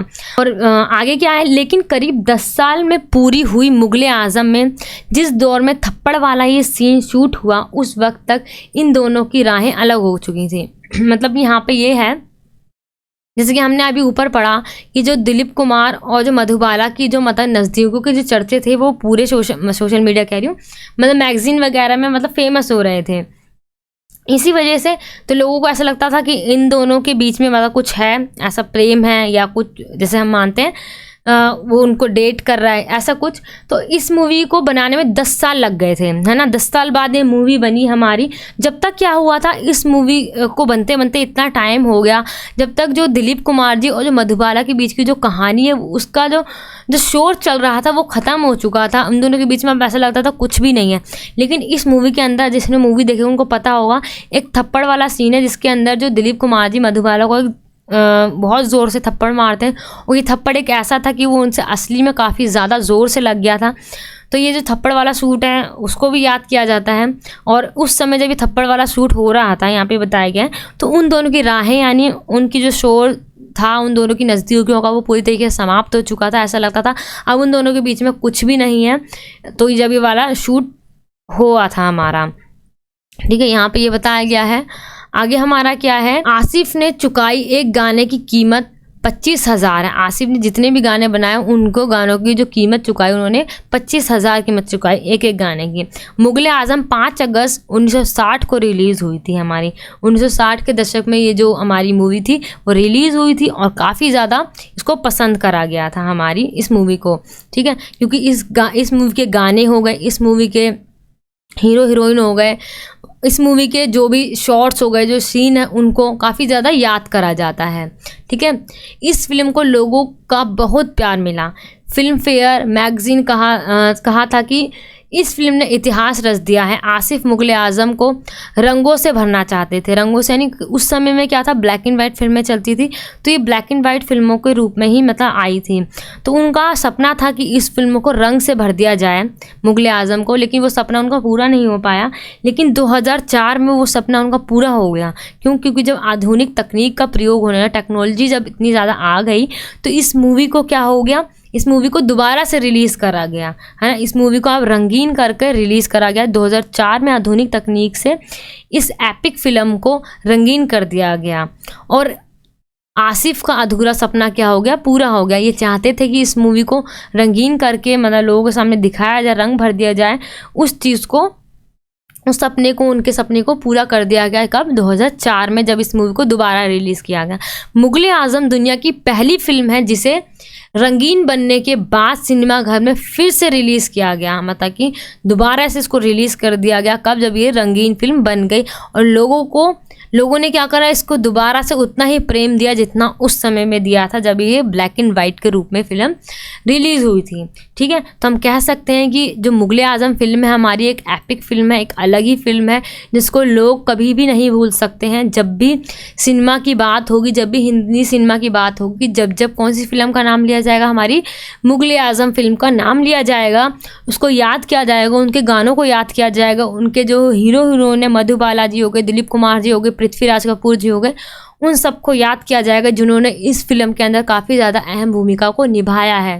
ठीक है, तो इस तरीके से हमारी क्या होगी, पूरी हमारी ये मुगले आजम की समीक्षा हो गई। अब नेक्स्ट क्वेश्चन हम देखते हैं, जिसके जो मेन क्वेश्चन है मैं आपको वही बताने वाली हूँ। आप उन क्वेश्चंस को अगर अच्छी तरीके से करके जाते हो तो आप अच्छे स्कोर को गेन कर सकते हो। ठीक है, तो नेक्स्ट क्वेश्चन जो हमारा है, नेक्स्ट क्वेश्चन ये भी हमारी एक एपिक फिल्म है, कह सकते हो हमारी मदर इंडिया। ठीक है, मदर इंडिया भी काफ़ी ज़्यादा उस समय की एपिक फिल्म थी, काफ़ी ज़्यादा फेमस फिल्म थी, लोकप्रिय फिल्म थी, जिसे लोगों ने काफ़ी ज़्यादा पसंद करा था। अब मुगले आजम फिल्म में क्या था, उसके अंदर हमारी प्रेम को दिखाया गया था। ठीक है, मतलब कि लड़का लड़की के प्रेम की अधूरी मोहब्बत को दिखाया गया था, जिस वजह से लोगों ने इसको काफ़ी ज़्यादा पसंद करा था। जो मदर इंडिया फिल्म थी वो एक मतलब कि गरीब के ऊपर फिल्म थी, गरीब गांव की फिल्म थी ये, कि गांव में एक ऐसा घर होता है जो काफ़ी ज़्यादा गरीब होता है, उनके ऊपर काफ़ी ज़्यादा कर्ज होता है। उस चीज़ को, उनकी परेशानियों को, उनके दुख को, उनके संघर्ष को इस तरीके से दिखाया गया इस फिल्म के अंदर कि लोगों को बिल्कुल ये ऐसी लगी, मतलब उन्होंने अपनी मतलब कि ज़िंदगी से अपनी उसको रिलेट कर पाए, उनकी परेशानियों को। जिस तरीके से इस फिल्म को काफ़ी ज़्यादा लोगों ने इसको पसंद करा। तो इस फिल्म की जो कहानी है वो एक गरीब महिला की कहानी है जिसका नाम होता है राधा, है ना। तो इसको हम देखते हैं, हम अपनी नेक्स्ट क्वेश्चन को, जो हमारी कौन सी है, हमारी मदर इंडिया की मूल संवेदना को हमें इसके अंदर बताना है। इस मेलोड्रामा में एक गरीबी से त्रस्त महिला कई परीक्षणों और क्लेशों के माध्यम से अपने बेटों का पालन पोषण करती है। मतलब कि उसके बच्चे होते हैं, उनको उस गरीबी में किस तरीके से वो पालती है, पोसती है ना, कैसे उनको बड़ा करती है, कितना संघर्ष करने के बाद उनको मतलब बड़ा करती है, और क्या क्या उसके घर सामने परेशानियां आती हैं, उन सभी को इस मूवी के अंदर दिखाया गया है ना। मैंने जैसे बताया, लोगों ने इसको अपनी डेली लाइफ यानी अपने जीवन से उसको रिलेट कर पाए।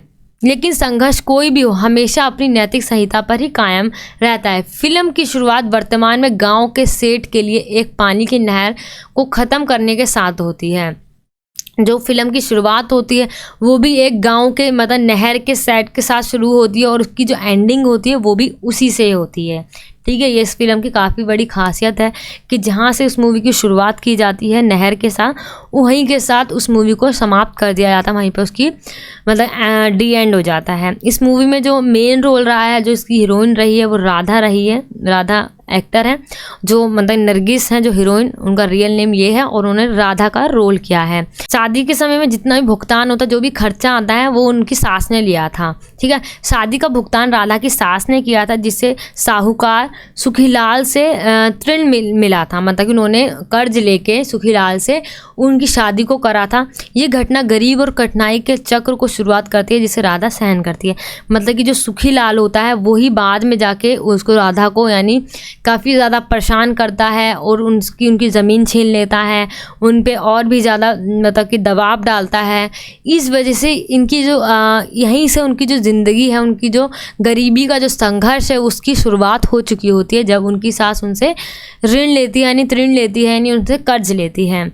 राधा को अपनी फसल का 3/4 हिस्सा 500 रुपये की ऋण पर ब्याज के रूप में देने के लिए मजबूर किया जाता है।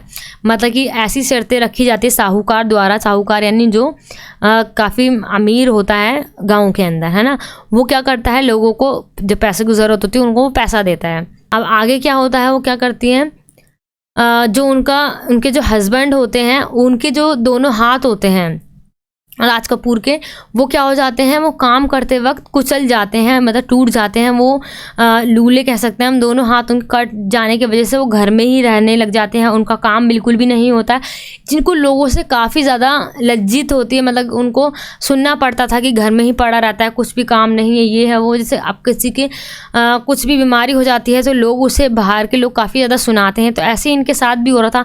उनको बिल्कुल भी अच्छा नहीं लग रहा था। इसी वजह से वो क्या करते हैं, अपने दुख होकर क्या करते हैं, वो अपने घर को छोड़ के चले जाते हैं। अपने 3 छोटे छोटे बच्चों को वो छोड़कर चले जाते हैं और राधा अकेले ही उनका पालन पोषण करती है, उनको बड़ा करती है। और वो क्या करते हैं, उसको छोड़ के चले जाते हैं और कभी भी वापस नहीं आता है ना। इसके तुरंत बाद ही राधा की सास की मृत्यु हो जाती है। जस्ट उनके जाने के बाद ही क्या हो जाता है, राधा की सास जो होती है उनकी मृत्यु हो जाती है। अब क्या होता है, राधा पे ही सारा बोझ आ जाता है कि उसको ही अब खेती बाड़ी भी करनी है, बाहर का काम भी करना है और अपने बच्चों को भी पालना है।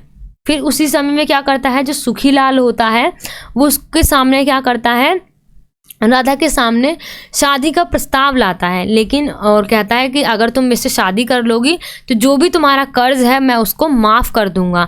लेकिन इस पेशकश को क्या करती है, जो राधा होती है वो उसको इनकार कर देती है, यानी मना कर देती है। वो कहती है कि वो खुद को नहीं बेचने देगी, मतलब वो खुद को बेचने से इनकार कर देती है ना। गांव में एक तूफान आता है जो फसल को नष्ट कर देता है और राधा के सबसे छोटे बच्चों को मार देता है। मतलब गांव में भारी सा तूफान आता है रात के समय में, जिसमें क्या होता है, तूफान और बाढ़ दोनों ही आता है उस समय। और उस समय जो उसकी फसल होती है पूरी तरीके से नष्ट हो जाती है। उसका जो छोटा सा बच्चा होता है वो भी उस बाढ़ में डूब के मर जाता है और उसके सिर्फ और सिर्फ 2 ही बेटे बचते हैं। इसी वजह से जो गांव के लोग थे वो दूसरी, जैसे कि गांव वगैरह में कभी भी बाढ़, भूकंप, आंधी तूफान काफ़ी ज़्यादा बढ़कर आता है तो लोग क्या करते हैं, पलायन करते हैं। पलायन यानी अपनी उस जगह को थोड़े दिन के लिए छोड़कर दूसरी जगह पे जाना शुरू कर देते हैं। लेकिन राधा ऐसा नहीं करती है, वो दोबारा से वहाँ पे पुनर्निर्माण करने का फैसला लेती है, दोबारा से वहाँ पे फसल लगाने का फैसला लेती है। उसी के साथ कई वर्षों से चलते चलते उसके जो दोनों बेटे होते हैं जो जीवित रहे होते हैं, एक का नाम होता है बिरजू और दूसरे का नाम होता है रामू। जो बिरजू हैं, जो हमारे सुनील दत्त हैं, जो संजय दत्त के जो फादर हैं वो हैं इस फिल्म के अंदर, और रामू राजेंद्र कुमार वो होते हैं। ठीक है, इन दोनों के साथ ये मूवी आगे चलती है और इन दोनों के साथ जो उनकी जो फसल वगैरह ख़राब हो जाती है वो धीरे धीरे धीरे करके आगे जाके काफ़ी ज़्यादा बढ़ जाती है। ठीक है, ऐसे इस मूवी को चलाया जाता है। बिरजू हम बचपन से ही देख रहे होते हैं कि जो सुखीलाल ने उनकी जो मदर को, यानी उनकी माता को, यानी राधा को काफ़ी ज़्यादा परेशान करके रखा होता है। इसी वजह से जो बिरजू होता है वो बचपन से ही बहुत ज़्यादा चिढ़ता है किससे, सुखीलाल से। इसी वजह से वो क्या करता है बिरजू, जो सुखीलाल की बेटी होती है उसको और जो गाँव की और भी लड़कियाँ होती हैं उन पर अपनी कुंठा यानी अपनी गुस्सा को निकालता है, उनको परेशान करता है, जैसे हम कह सकते हैं। और ऐसे ही क्या होता है कि जो सुखीलाल की जो बेटी की जब शादी हो रही होती है उस समय क्या होता है, बिरजू काफ़ी ज़्यादा मतलब कि आतंकी रूप ले चुका होता है, काफ़ी ज़्यादा खतरनाक बन चुका होता है, वो काफ़ी ज़्यादा क्रोध आने लग जाता है, उत्तेजित हो जाता है। इसी वजह से क्या होता है, जो सुखीलाल क्या करता है, उसको गांव से निकाल देता है, वो गांव से चला जाता है। फिर जब वो डाकू बनकर आता है, जो सुखीलाल की उस समय शादी हो रही होती है, बिरजू क्या करता है, मतलब गुस्से में आकर जो सुखीलाल की जो बेटी हो उसको ले जाता है। और इसी वजह से लेकिन राधा, जिसने वादा किया था कि बिरजू नुकसान नहीं करेगा, बिरजू को गोली मार देता है। जो उसकी बाहों में मर जाता है। फिर क्या कर देता है, उसको गोली लग जाती है बिरजू को और वो राधा की बाहों में ही मर जाता है। उसी के साथ फिल्म उसके द्वारा नहर खोलने और खेतों में बहने वाले लाल पानी के साथ समाप्त हो जाती है। जैसे कि हमने स्टार्टिंग में पढ़ा था, जो फिल्म की जो शुरुआत होती है, जो मूवी की शुरुआत होती है, वो भी एक नहर खुलने के साथ ही स्टार्ट होती है। जो उसका दी एंड होता है मूवी का, वो भी एक नहर का मतलब कि खुलने के उसी से वो मूवी को समाप्त कर दिया जाता है जब बिरजू मर जाता है उसके साथ ही। तो इसी तरीके से हम देख सकते हैं कि जो इसके अंदर जो गरीब परिवार के ऊपर किस तरीके से जो सुखी लाल जो एक साहूकार होता है वो किस तरीके से दबाव बनाता है, उनके ऊपर कर्ज को बढ़ाता रहता है। जो उन्होंने दिया होता है उनको भी रेट कभी भी लिख के नहीं रखता है उस चीज़ को, और इसी वजह से उसका जो कर्ज होता है कभी भी चुकता नहीं हो पाता। इसी वजह से जो बिरजू होता है काफ़ी ज़्यादा क्रोधित हो जाता है, फिर उसकी हत्या हो जाती है। इस मूवी को इस तरीके से दर्शाया गया है कि लोगों ने इसको काफ़ी ज़्यादा पसंद करा है। ठीक है, मैंने पर्सनली इस मूवी को खुद देखा है, मुझे भी काफ़ी ज़्यादा अच्छी लगी थी ये movie black and white movie है, काफ़ी अच्छी मूवी है ये भी। तो हमारा सेकंड यूनिट थी जिसमें हमने देखा था कैमरे की भूमिका को। उसके अंदर हमें हमारा जो क्वेश्चन है वो इस तरीके से भी आ सकता है कि कैमरे की बढ़ती उपयोगिता पर हमें अपने विचार देने होंगे, या कैमरा किस तरीके से अपने रोल यानी अपनी भूमिका निभाता है ये। तो सबसे पहले हमें कैमरा का वो पता होना चाहिए कहाँ से कैमरा है, कैमरे का अर्थ क्या होता है। कैमरा लैटिन के कैमरा ऑब्सक्योरा सबसे संबंधित है, जिसका अर्थ क्या होता है, अंधेरा कक्ष। कैमरे का अर्थ क्या होता है, अंधेरा कक्ष। इसका आविष्कार किसने करा था, ईरान के वैज्ञानिक ने किया था जिनका नाम था इब्न अल हज़ेन। इन्होंने कैमरे का आविष्कार किया था। ये आपको लिखना होगा जब भी कैमरे वाला क्वेश्चन आपके पेपर में आता है। तो रॉबर्ट बयाल एवं उनके सहायक रॉबर्ट हुक ने, जो अंग्रेजी मतलब वैज्ञानिक थे ये दोनों, उन्होंने 1616 में क्या करता, 1660 में के दशक में एक्पोर्टेबल कैमरा विकसित किया। इस नाम का एक कैमरे को विकसित किया था। ठीक है, यह क्या हो गया हमारे, इसका इतिहास हो गया कैमरे का, ये आपको लिखना पड़ेगा। अब इस चैप्टर के इस यूनिट के अंदर जो हमारा मेन क्वेश्चन है वो हमारा कौन सा है, वो हमारा होने वाला है ये वाला। ठीक है, ये वाला क्वेश्चन आपको काफ़ी अच्छी तरीके से आना चाहिए और इसको आप पढ़ लेना काफ़ी अच्छी तरीके से। ठीक है, इसको हम देखते हैं। हमारा है क्या है, सिनेमा में कैमरे से हो रहे नए प्रयोगों पर अपने विचार प्रस्तुत करने हैं। जो हमारे कैमरे का प्रयोग हो रहा है, ठीक है, और उसके नए नए मतलब प्रयोग किया जा रहा है उनको, और अलग तरीके से मूवी को बनाया जा रहा है, तकनीकों का प्रयोग करा जा रहा है, उसमें क्या मतलब उसका रोल रहा है, उसको हमें बताना है कैमरे के। तो चलिए इसको स्टार्ट करते हैं हम अपने ये वाला क्वेश्चन को। जो आपका इंट्रोडक्शन मैंने कैमरे का दिया वो आप इसमें भी लिख सकते हो, इससे आपका क्वेश्चन अच्छा बन जाएगा। ठीक है, तो इसमें स्टार्ट करते हैं हम। सिनेमा 20वीं शताब्दी की सर्वाधिक लोकप्रिय कला है। इसको आज के समय में काफ़ी ज़्यादा पसंद किया जाता है। सिनेमा को लोकप्रियता के शिखर पर पहुंचाने में प्रकाश विज्ञान, रसायन विज्ञान, विद्युत विज्ञान, फोटो तकनीक तथा दृष्टि क्रिया विज्ञान के क्षेत्रों में हुए नए आविष्कारों का महत्वपूर्ण योगदान है। मतलब कि इन क्षेत्रों में जितने भी नए नए आविष्कार हुए हैं उनका काफ़ी ज़्यादा योगदान रहा है सिनेमा को लोकप्रिय बनाने में। ठीक है, क्योंकि इन्हीं के वजह से फिल्मों को काफ़ी ज़्यादा पसंद किया जाता है। अगर फिल्में अंधेरे में बनाई गई हों, उसमें वॉइस ना हो, सही सी अलग सी आवाज़ हो, उसमें क्लियर ना हो, जो फेस वगैरह होता है स्क्रीन क्लियर ना हो, तो लोग उसको पसंद करेंगे नहीं। उसके गाने अच्छे ना हो, है ना, तो उसको लोग पसंद नहीं करेंगे। तो इन सब का काफ़ी ज़्यादा महत्वपूर्ण योगदान रहा है सिनेमा को लोकप्रिय बनाने में, है ना, उसको लोकप्रियता के शिखर पे पहुंचाने में काफ़ी ज़्यादा योगदान रहा है। चलिए आप पढ़ लेते हैं हम अपने कैमरे के बारे में। फिल्में तो मस्तिष्क में से बनती हैं, लेकिन कैमरा उसे प्रदर्शित करता है। जैसे मस्तिष्क यानी जो लेखक है वो अपनी कहानी जो है अपने थॉट के हिसाब से, थिंकिंग के हिसाब से उसको लिखता है, लेकिन कैमरा क्या करता है, उसको प्रदर्शित करता है, यानी लोगों के सामने उसको दर्शाता है। उसने, लेखक ने जो कहानी को लिखा है उसको दर्शाने में, लोगों के सामने चित्रित रूप से, मतलब कि एक चित्रित रूप से उसको दर्शाने में किसकी अहम भूमिका रहती है, कैमरे की भूमिका रहती है। इस आधार पर कहा जाता है कि किसी भी फिल्म का सबसे पहला दर्शक कैमरा होता है ना। वही दर्शक के समक्ष उसे प्रस्तुत भी करता है और वही दर्शकों के सामने उसे प्रस्तुत करता है। शूटिंग स्क्रिप्ट पूरी तरह से कैमरे से संबंधित होती है। जो भी शूटिंग की जाती है, अब आज के समय में जो भी जैसे वीडियो वगैरह बनती है यूट्यूब पे, वो क्या करी जाती है, शूट करी जाती है किसके माध्यम से, कैमरे के माध्यम से उसको शूट किया जाता है, फिर जाके उसको आप देख सकते हो, चाहे वो मूवी हो, कोई भी वीडियो हो उसको। अब एक जैसे कि आप यहाँ पे देख सकते हो शॉट क्या होता है, कैमरे में फिल्म एक बार चलाने के बाद जब तक रोक नहीं जाती, मतलब जब उसको रोका नहीं जाता, जो अंत तक चलती रहती है, उसकी जो जितनी भी छवि है उसको एक साथ मतलब कि रिकॉर्ड कर लिया जाता है, उसी को हम क्या कहते हैं, एक शॉट कहते हैं, उसी को हम शॉट के नाम से जानते हैं। जैसे गन शॉट, एक्सट्रीम लगन shot, mid shot, close shot, इन सब नामों से शॉट को जाना जाता है। अब हमारा क्या है, कैमरे के उपयोग से संबंधित प्रमुख शब्द। अब कैमरे का प्रयोग किया जाता है उससे संबंधित में जो भी सबसे ज़्यादा महत्वपूर्ण जो शब्द हैं वो कौन कौन से हैं, पेन, टिलेट, पेडस्टल, है ना, ये ऐसे शब्द जिनको काफ़ी ज़्यादा यूज़ करा जाता है, बोला जाता है। टोली या ट्रैक, और एक हमारा ट्रैक हो गया, और नेक्स्ट क्या है हमारा, क्रेन हो गया, आर्क हो गया, है ना। और ये सारे क्या है हमारे, जब भी हम कैमरे की प्रयोग की बात करते हैं तो हम इन सब का प्रयोग, इसको हम बोलते हैं, इन सब का बहुत ज़्यादा यूज़ करा जाता है। पेन क्या, कैमरे की पूरी यूनिट जब बाएं से दाएं और दाएं से बाएं घूमती है तो उसे पेन कहते हैं। पेन राइट का अर्थ है बाएं से दाएं, और पेन लेफ्ट का अर्थ है दाएं से बाएं। मतलब मूवी को बनाया जाता है जब जैसे कि कोई भी सीन को बाएं से दाएं ले जाना हो या दाएं से बाएं घुमाना हो, तो उसी को हम क्या कहते हैं, हम पेन कहते हैं, ठीक है।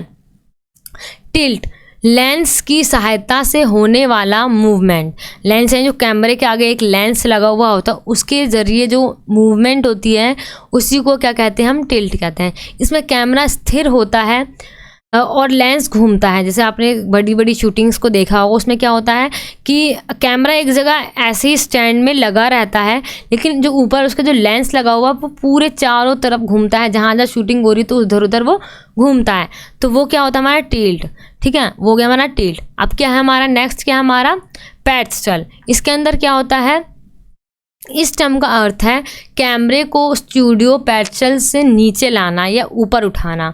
मतलब कैमरे को क्या करना होता है, जो पेडस्टल होता है, जो उसके अंदर एक पहिया से घुमाने वाला होता है, उसको कहीं पे ऊंची जगह पर जाना हो तो उसको ऊपर उठा देना, या नीची जगह पे ऊपर से नीचे लाना हो उससे। मतलब आप कह सकते हो एक रोलर टाइप का होता है जिसको हम उसको ले जाकर क्या कर सकते हैं, कैमरे को हम ऊपर भी ले जा सकते हैं, उसको हम नीचे भी ला सकते हैं, वो हमारा क्या हो गया, पेडस्टल हो गया, ठीक है। डोली या ट्रैक, इस प्रक्रिया में पूरी कैमरा यूनिट क्या करती है, वस्तु के नज़दीक या दूर जाता है। मतलब जो भी चीज़, जो सामान जो रखा हुआ है, कैमरा अचानक से उसके नज़दीक जाएगा, फिर उससे दूर हो जाएगा, वो हमारा क्या कहलाता है, टोली या ट्रैक कहलाता है, ठीक है। तो ये हो गया हमारे जो कैमरे के, जब ये बात होती है तो इनका प्रयोग किया जाता है, ठीक है। आप इनको पढ़ सकते हो, काफ़ी अच्छी लैंग्वेज में, इजी लैंग्वेज को लिखा गया है। अब नेक्स्ट हमारे इसी के पॉइंट में क्या आता है हमारा, ध्वनि तकनीक। ध्वनि तकनीक क्या है, जब हम मूवी देखते हैं अगर उसके अंदर आवाज़ ना हो तो हमें मज़ा आएगा, बिल्कुल भी नहीं। मूवी की आवाज़ से ही हमें मज़ा आता है उसको सुनने में। जब कभी ऐसा होता है ना कि फ़ोन में या अगर हम पीसी या लैपटॉप में मूवी देख रहे हो, उसकी जब वॉइस कम होती है तो हम चाहते हैं और तेज़ हो, हमें एकदम क्लियर वॉइस को सुनाए देगी, जब भी हमें उसे मूवी को देखने में काफ़ी ज़्यादा मज़ा आएगा। उसकी ध्वनि जो होनी चाहिए वो काफ़ी ज़्यादा क्लियर, साफ़ होनी चाहिए और हमें अच्छी तरीके से सुनाई देनी चाहिए, जब भी कोई मूवी देखने में मज़ा आता है ना। तो ध्वनि भी सिनेमा की भाषा का एक महत्वपूर्ण अंग है। मुगल आजम के एक दृश्य में क्या होता है, सलीम और अनारकली एक बाग में बैठे हैं, तभी बादशाह अकबर के आने की मुनादित होती है। मुनादित यानी उनकी आहट होती है। जैसे कि हम कभी मूवी देखते हैं तो उस मूवी में क्या होता है हमारा, जब कोई चल के आ रहा है, जब कोई चीज़ टूट के बिखर रही है या दरवाज़ा खुल रहा है, किसी की आहट की आवाज़ भी उस मूवी में इतनी क्लियर तरीके से दिखाई देती है कि उस मूवी का देखने में हमारा इंटरेस्ट और ज़्यादा बढ़ जाता है। आप हॉरर मूवी देखते हो, उसमें वॉइस तो काफ़ी ज़्यादा अलग ही होती है, उसमें वॉइस से ही डर लग जाता है बंदों को, है ना।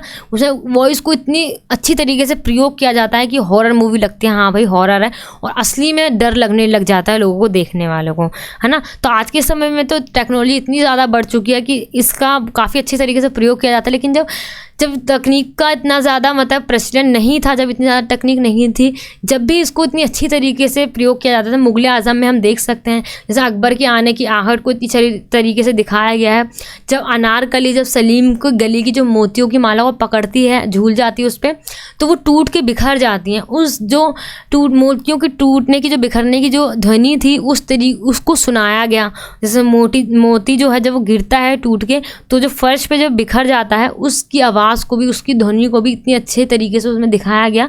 हम कह सकते हैं कि जो मूवी के अंदर जो ध्वनि होती है, जो आवाज़ होती है, जो वॉइस होती है, वो काफ़ी ज़्यादा इम्पॉर्टेंट होती है मूवी को बनाने में, है ना। अब इसके कुछ क्या हो गए हमारे प्रचलित शब्द हो गए, इन शब्दों को आप देख सकते हो, है ना। और जैसे कि अब हमारा क्या आ जाता है, हमारा नेक्स्ट प्रकाश तकनीक। ये आपको जो मेन जो है पॉइंट है वो आपको लिखना ज़रूरी है, जो इसके अंदर की जो हेडिंग वाले पॉइंट है वो, ठीक है। अब इसके अंदर क्या है हमारा प्रकाश तकनीक में क्या हो गया कि अगर फिल्मों के अंदर अंधेरा सा होगा, जो स्क्रीन होगी वो क्लियर नहीं होगी, जब भी मज़ा नहीं आएगा। वॉइस भी क्लियर होनी चाहिए, स्क्रीन भी क्लियर होनी चाहिए, है ना, ये तो होना चाहिए। तो आज के समय में तो जो काफ़ी ज़्यादा उपकरण की सहायता से काफ़ी ज़्यादा क्लियर मूवीज़ आती हैं, HD मूवी हो गई, ऐसी मूवी आती हैं। फिल्म में असंभवनीय दृश्यों को प्रकाश उपकरणों की मदद से सफल बनाने का कार्य किया जाता है। जो दृश्य बहुत ज़्यादा दूर है या उसको देखा नहीं जा सकता, उसको प्रकाश उपकरण के माध्यम से दिखाया जाता है। और उनके जो हाव भाव हो गए, अब जैसे कि हम कोई भी एक्टर जो उसका जो बोलने का तरीका होता है, उसके जो पूरी मूवमेंट होती है, उसको भी प्रकाश के माध्यम से काफ़ी अच्छी तरीके से रिकॉर्ड किया जाता है ना, उसको कैमरे में कैद कर लिया जाता है, उसको दिखाया जाता है। कैमरे की उपयोगिता भी प्रकाश तकनीक पर निर्भर करती है। तो कैमरे की उपयोगिता नहीं, अगर वहाँ पे प्रकाश ही अच्छा नहीं होगा, रोशनी अच्छी नहीं होगी, तो कैमरा भी काम नहीं आएगा। इसलिए प्रकाश तकनीक पर ही कैमरा निर्भर करता है। अब इसके निर्माण, इसमें जो प्रचलित जो शब्द हैं वो आ गए आपके, है ना। उन शब्दों को आप लिख भी सकते हो या नहीं भी लिख सकते हो, बाकी इसको आपको लिखना काफ़ी ज़्यादा ज़रूरी है, ठीक है। तो यहाँ पे जो हमारे क्वेश्चन है ये भी यहाँ पे ख़त्म हो जाता है। ये भी काफ़ी इजी था, इसके अंदर कुछ भी नहीं था। इसके अंदर आपको कैमरे के इम्पोर्टेंस को बताना है, कब प्रचलित हुआ, कैसे हुआ, इसके अंदर किन कौन ध्वनि तकनीक, प्रकाश तकनीक, इनका प्रयोग किया जाता है। अब हमारा जो नेक्स्ट क्वेश्चन आ जाता है वो हमारा कौन सा है, नेक्स्ट क्वेश्चन हमारा क्या है, हॉलीवुड फिल्मों की तुलना में हिंदी सिनेमा का तकनीक कहाँ तक पहुँच पाया है, विचार कीजिए। अब इस क्वेश्चन को आप अपने अकॉर्डिंग भी बनाकर लिख सकते हो, इसमें कोई बड़ी बात नहीं है। जैसे कि हम सभी जानते हैं कि जो हॉलीवुड फिल्में होती हैं वो नेक्स्ट लेवल की होती हैं हिंदी सिनेमा के मुकाबले में। लेकिन हिंदी सिनेमा भी आज के समय में भी काफ़ी ज़्यादा मतलब अपना विकास कर रही है, वहाँ पर भी काफ़ी ज़्यादा तकनीकों का प्रयोग हो रहा है, लेकिन हॉलीवुड की तुलना में इतना नहीं है। लेकिन फिर भी हाँ, इसे जो बाहर की कंट्री में काफ़ी ज़्यादा पसंद किया जा रहा है हिंदी सिनेमा की मूवीज़ को। हॉलीवुड को वो टक्कर देने के मुकाबले में तो है, बिल्कुल टक्कर में नहीं है, लेकिन उसको टक्कर दे देती है वो, कि हमारी मूवीज़ को कितने अच्छी तरीके से तकनीकों का प्रयोग करके बनाया जाता है। लेकिन जो बॉलीवुड है उसमें जैसे कि आज के समय, वर्तमान समय में उसकी जो महत्वपूर्णता है, मतलब कि उसकी प्रासंगिकता है, वो थोड़ी थोड़ी घटती जा रही है।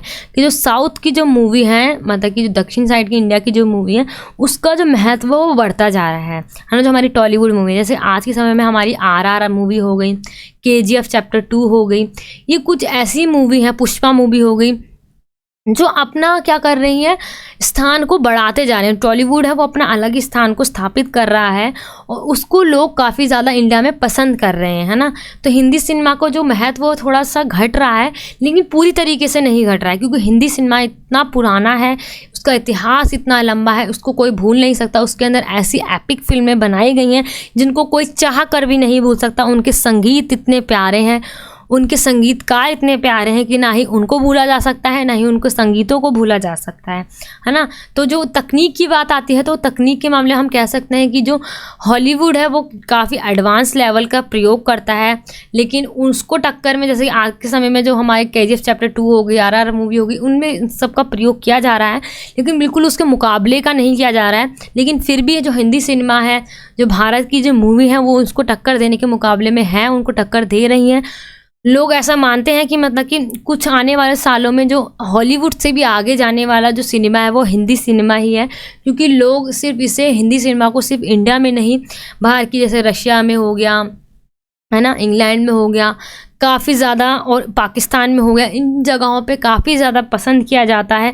चाहे हिंदी सिनेमा के जो अभिनेत्री हैं या अभिनेता हैं उन लोगों को भी, और उनकी मूवीज़ को भी, उनके गानों को भी, उनके संगीतों को भी काफ़ी ज़्यादा पसंद किया जा सकता है।